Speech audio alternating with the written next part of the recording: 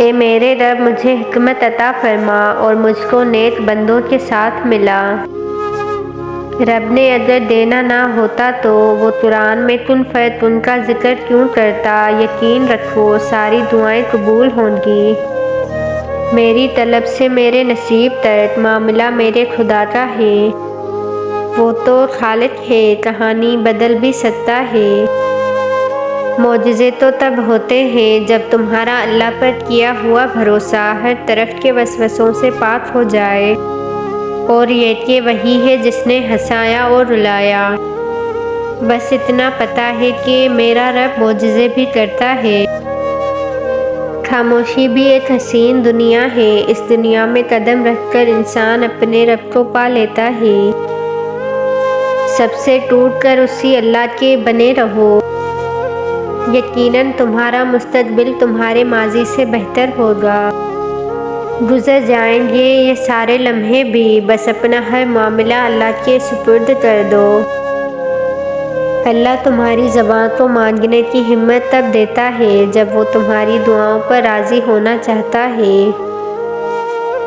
اور جب رب راضی ہو جاتا ہے تو پوری کائنات کو وسیلہ بنا دیتا ہے۔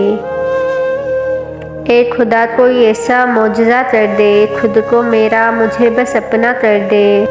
گمراہ نہ ہو جاؤں دنیا کے شور میں، بس اپنی خاموشی میں مجھے مبتلا کر دے۔ اللہ تعالیٰ کے ہر فیصلے پر مطمئن رہیں، کیونکہ اللہ وہ نہیں دیتا جو آپ کو اچھا لگتا ہے، بلکہ اللہ وہ دیتا ہے جو آپ کے لیے اچھا ہوتا ہے۔ اور پھر اللہ حقیقت دکھا دیتا ہے ہر رشتے کی، ہر محبت کی، اور فرماتا ہے بتا کون ہے تیرا میرے سوا۔ زیادہ سوچنا انسان کو ختم کر دیتا ہے، بس دعا کرو اور اللہ پر چھوڑ دو۔ میری لاکھ برائیوں کو جانتے ہوئے بھی مجھ سے بے حد محبت کرنے والا صرف میرا اللہ ہے۔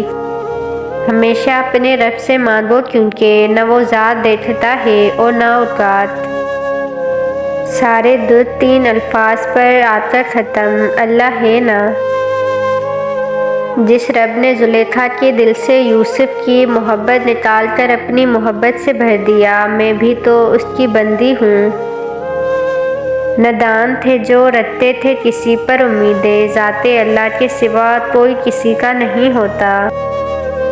رات کے سناٹے میں رب کو پکارو تو ایسا لگتا ہے کہ رب صرف میرا ہے۔ اگر تم سمندر کی گہرائی سے بھی پکارو گے، اللہ وہاں بھی تمہاری دعا قبول کرے گا۔